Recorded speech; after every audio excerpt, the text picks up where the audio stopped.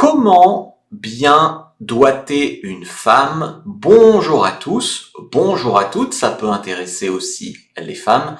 Bonjour à tous les hommes curieux qui ont envie sans cesse de s'améliorer par amour des femmes. Dans cette masterclass, je vais vous expliquer comment doigter une femme. C'est le guide éducatif pour lui faire plaisir avec les doigts sans être maladroit, toujours avec respect, hygiène, consentement, évidemment. Alors les amis, comment doigter une femme? Doigter une femme, c'est pas juste un geste, c'est un art. C'est-à-dire que dès que vous allez utiliser ou pas vos doigts, elle va savoir si vous êtes un homme confiant ou pas, si vous êtes un bon coup ou pas. Beaucoup de femmes m'ont dit, il y a des témoignages sur mon site, tu as des doigts de fée. C'est pas pour rien que les femmes, elles craquent sur les chefs d'orchestre, les musiciens, parce qu'ils font des trucs avec leurs doigts. La légende dit d'ailleurs que j'ai besoin que d'un seul doigt pour faire jouer une femme. C'est assez vrai. Je pourrais même peut-être vous expliquer ici ou dans une prochaine vidéo pourquoi.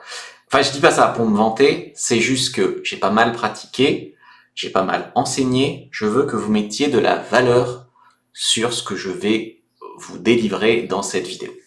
Donc on va parler de comment donner du plaisir à une femme avec vos doigts, en respectant bien sûr toujours son corps, son rythme et pour son plaisir. Mais vous serez fiers de vous si, par exemple, aujourd'hui vous savez pas bien faire et demain, grâce à cette vidéo, vous savez bien doigter votre copine ou les filles avec qui vous sortez. Vous allez voir un réel changement dans votre vie. Alors si on commençait par une définition. La définition du doigtage. Le doigtage, c'est, on pourrait dire, une pratique, une technique sexuelle qui consiste à masturber, entre guillemets, c'est pas tout à fait ça, mais c'est un peu ça, le sexe d'une femme avec vos mains. Toujours avec respect et consentement.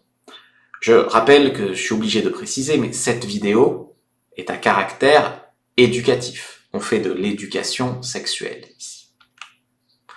Pourquoi est-ce que je fais cette vidéo sur comment vous apprendre à doigter?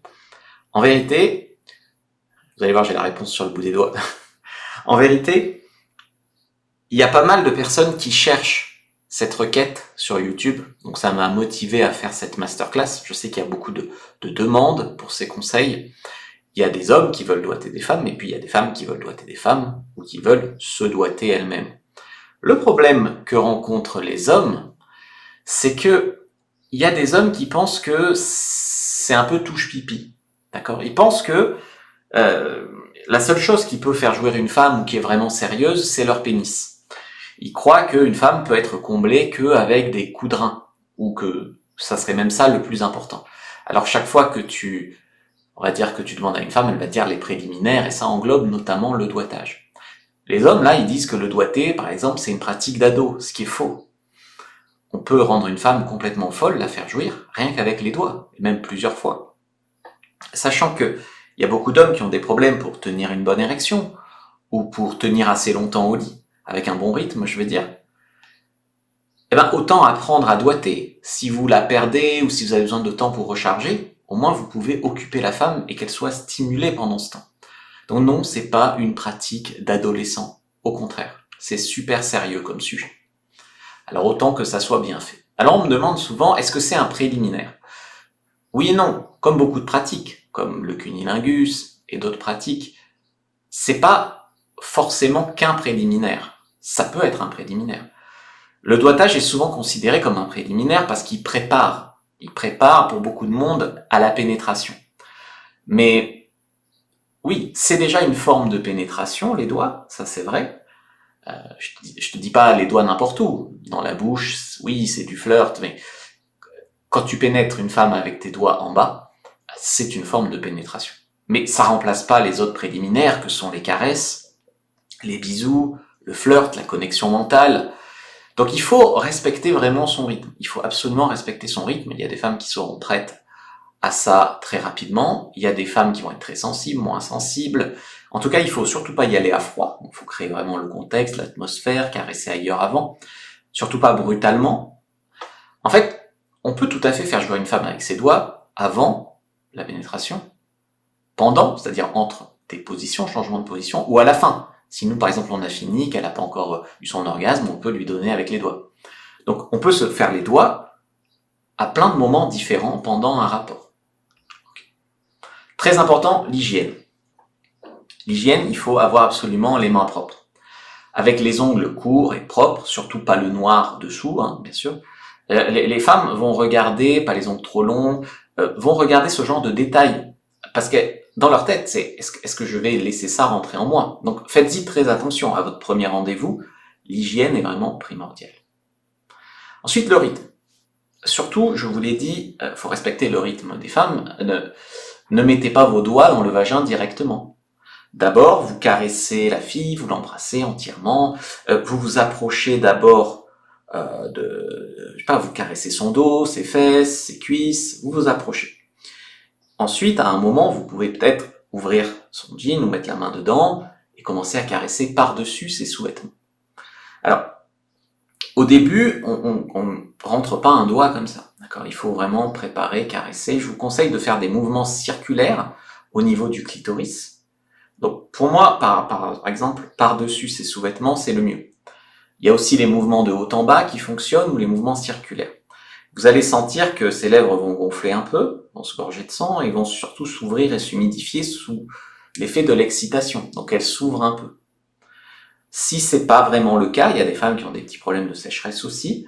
Vous pouvez mouiller vos doigts avec votre salive, avec la sienne. Vous pouvez aussi, par exemple, prendre du lubrifiant. Okay. Alors c'est bien sûr elle qui pourra vous dire quand, si elle se recule ou quoi, faut jamais forcer, on est bien d'accord. Donc quand vous êtes dedans, par exemple, vous pouvez faire des mouvements circulaires sur son clitoris, ça touchera toute la zone. Vous pouvez faire des mouvements de haut en bas, passer le doigt dessus, ou le long du vagin, par exemple. Okay. Alors, les erreurs à pas faire, quand vous allez doigter une femme, l'erreur que peut-être on a tous fait quand justement on était ado, et il y a des hommes qui continuent à le faire, ça c'est red flag, hein, c'est quand tu rentres et sors. D'accord? Quand à chaque fois que tu veux doigter une femme, tu rentres et tu sors. Tu n'as pas besoin de rentrer, sortir entièrement tes doigts pour lui donner du plaisir. L'idée, c'est de tapoter à l'intérieur. Et il y a beaucoup d'hommes aussi qui croient qu'il faut y aller super vite, super fort, comme je disais, entrer, sortir tout le temps. Ça risque vraiment de lui faire mal. Et aussi, s'il y a des plaies ou quoi, ça peut augmenter le risque d'MST ou d'IST. Il y a aussi des hommes qui veulent doigter, ils mettent une capote sur les doigts. Alors, je sais qu'il y a des femmes qui demandent de mettre des gants, type gants, tu sais, gants de chirurgie, pour se faire doigter, mais c'est quand même assez rare. Donc, ce que tu ne fais pas, c'est que tu sors complètement, surtout pas. Tu vas doigter à l'intérieur. Tu vas tapoter à l'intérieur, sans forcément rentrer, sortir complètement. Tu laisses au moins 2 phalanges en elle. Alors, les zones érogènes, vous connaissez les règles très strictes de YouTube, même quand c'est du contenu éducatif. D'ailleurs, on ne sait pas trop où il place la barre. Je vous ai donc fait un dessin à la main, j'espère que vous apprécierez mes dessins. Donc il faut vraiment bien connaître le corps de la femme pour pouvoir l'exciter, les zones érogènes, et notamment à l'intérieur du vagin, et à l'extérieur aussi pour pouvoir doigter. Donc bien connaître le corps des femmes. Donc en fait, il y a principalement 4 zones à l'intérieur, on va dire, et 2 zones à l'extérieur. Donc, oui, là, enfin, ça dépend comment on compte. 3 et 3 sinon. Alors, le clitoris, c'est un petit peu en haut, au-dessus du trou du vagin.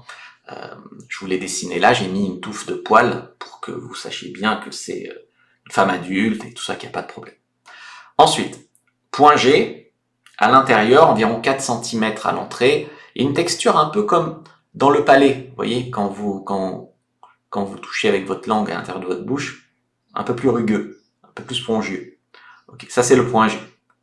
Si vous allez un peu plus loin, toujours en haut, face antérieure du vagin, il y a le deep spot. Et si vous retournez vos doigts et que vous allez tapoter en bas, c'est le point A. Ensuite, il y a l'anus. Bon, là, il faut sortir du vagin, c'est en dessous. Et les lèvres, c'est, on va dire, autour du trou du vagin. Je vous ai fait un deuxième dessin. Donc, je vais vous expliquer comment on stimule chacune de ces zones, bien sûr. Voilà, là je vous ai fait un dessin extérieur. Donc, à l'extérieur, tu as les lèvres, l'anus et le clitoris. Alors le clitoris, c'est the organe sexuel, d'accord? Il y a plus de 8000 terminaisons nerveuses. C'est le double de ce qu'il y a sur votre pénis. Sur le mien aussi. Donc les femmes, quand elles sont bien stimulées, peuvent avoir beaucoup plus de plaisir que les hommes. Le truc, c'est que souvent les hommes font ça mal. Aussi, elles ont forcément besoin de moins de stimulation, moins forte des fois que les hommes. Elles sont plus sensibles, tu comprends? Donc ça devrait quand même vous aider à casser la croyance limitante, comme quoi les femmes n'aiment pas le sexe, elles font ça pour faire plaisir aux hommes. Non, elles peuvent avoir beaucoup plus de plaisir que nous. Donc, les 3 points principaux dans le vagin, le point G, le deep spot, le point A, je vais vous expliquer comment les doigter juste après. Peut-être que aujourd'hui, si on apprend déjà le clitoris et le point G, ça sera top. Alors, ça va vous rendre surpuissant sexuellement, hein, cette masterclass. Donc, mettez un like, mettez un commentaire, merci Fab, pour m'aider. Au référencement, super vidéo éducative, précisez bien éducatif dans les commentaires, c'est très important pour YouTube. Très bien. Alors, le clitoris, en fait, tu peux le stimuler. Donc, si je te dis avec tes doigts, tu peux faire des mouvements rotatifs, des mouvements de haut en bas, avec 2 doigts, une zone large, un peu, voilà, un peu plus comme ça. Tu fais pas le DJ, t'es pas au platine, d'accord? Reste calme, trouve le bon rythme qui convient à cette femme-là, la bonne pression et le bon rythme. Mouvement rotatif, mouvement de haut en bas, tout ça, ça marche très très bien dessus. Alors le point G. Alors où il se trouve le point G? Je vous ai déjà expliqué. C'est environ 1-4 cm selon les femmes, à l'intérieur du vagin, vers le haut, bien sûr si elle est couchée sur le dos. Si elle est couchée sur le ventre, c'est vers le bas. D'accord, tout est inversé. C'est le vagin rétroversé, etc. Donc, pour connaître le point G, vous allez chercher la texture différente dont je vous ai parlé. Il y en a qui disent que ça ressemble à une noix, par exemple. Donc vous allez sentir une zone qui est vraiment, factuellement différente du reste du vagin. Sur le côté, vous allez voir, c'est plutôt lisse, par exemple. Donc surtout, vous sortez pas complètement vos doigts. Okay. Et le mouvement, c'est plus un mouvement de « hey, viens par là ». Tu vois, c'est plus un mouvement de « hey, viens par là ». Et tu vas tapoter comme ça. Et tu vas pas sortir complètement. Ok. On laisse toujours au moins 2 phalanges dans le vagin de la femme. Tu peux faire un léger mouvement d'entrée-sortie, la longueur de la 3e phalange, d'accord? C'est pas fixe, mais globalement, tu tapotes en mode « hey, viens par là ». C'est ça le bon geste pour donner du plaisir à une femme. C'est le geste de base, et ça suffit. Hein. En vérité, je pourrais m'arrêter là, ça suffit. Ensuite, il y a le deep spot. Donc le deep spot, bon, si je rentre dans les détails, il y en a 2, mais on va parler quand même du principal deep spot, celui qui est vers le haut. Donc on va parler de deep spot et point A pour l'autre deep spot. Donc le deep spot, c'est le point qui est vers le haut. Toujours, quand tu as doigté le point G, tu t'avances un peu plus. Et là, tu tapotes. Alors souvent, tu peux tapoter, masser cette zone, faire des mouvements circulaires aussi dessus, beaucoup plus, on va dire, doucement que le point G. Le point G, tu vas pouvoir bien tapoter. Là, tu vas voir, c'est une autre texture, d'autres réactions. Bien sûr, il faut toujours demander à la femme si elle kiffe, si elle veut des doigts en plus ou pas. Voilà, il faut vraiment qu'elle prenne son pied. C'est très important. On fait cette masterclass pour le plaisir féminin parce qu'on aime les femmes. Alors, le point A, c'est quand tu tapotes le deep spot, au fond, tu retournes en fait et tu tapotes vers le bas. Voilà. Les femmes qui vont apprécier le point A, c'est plus les femmes qui aiment généralement la sodomie ou ce genre de pratique. Ça peut donner des orgasmes très puissants. Il y a des femmes qui vont préférer l'autre deep spot ou le point G. Du coup, c'est une sensation très différente. Du coup, je pense qu'il faut tester et voir si ça plaît à votre copine ou pas. Généralement, moi je sais que c'est à 80% les femmes. Alors 80% le clitoris, oui. Mais quand on parle de celles qui aiment doigter dedans, souvent, à 80%, c'est la face antérieure du vagin. C'est le point G et le deep spot qu'elle préfère. Mais il y en a qui sont fans du point A. Alors, si on rentre dans les spécificités, est-ce qu'on peut donner un orgasme cervical? Vous savez, c'est l'orgasme profond, au fond du vagin, avec les doigts. Avec les doigts, alors c'est assez difficile. On peut, hein, mais ça dépend vraiment de l'anatomie de chaque femme. Il y a des femmes qui vont être plus propices à ça. Généralement, c'est beaucoup plus facile avec la pénétration. On pourrait faire une masterclass sur le cervix si vous voulez. C'est certaines positions qui sont permettent une pénétration plus profonde. Avec les doigts, honnêtement, c'est chaud. Par contre, le squirt, oui. Le squirt, tu vas avoir un mouvement qui part beaucoup plus du bras. Tu vas faire les cornes de taureau et ta ta ta ta ta ta ta ta. Voilà. Avec le squirt, oui. Le squirt, tu peux tout à fait le faire très facilement, même avec les doigts. J'ai fait une masterclass sur le squirt qui complétera bien celle-ci. Allez la voir. Alors on me demande combien de doigts. Tiens, si vous avez reconnu l'endroit que j'ai mis en illustration en haut à droite, on verra qui sont les coquins. Si vous avez reconnu, mettez-le en commentaire. Vous allez voir le clin d'œil. Ok, alors combien de doigts? On me demande souvent combien mettre de doigts quand on veut doigter une femme, surtout quand on la connaît pas bien, on sait pas. Moi, je vous conseille de mettre 2 doigts, ces deux-là généralement. Pas celui du milieu, ça veut dire autre chose. Donc, l'index et le majeur. Okay. Ces 2 doigts-là, généralement, ça fait le job. Généralement, ça suffit. Après, il y a des femmes qui, tu sais, toutes les femmes sont différentes. Donc, il y a des vagins plus dilatés, donc, ce qu'il y a, c'est que, elle peut vouloir 3 doigts ou plus.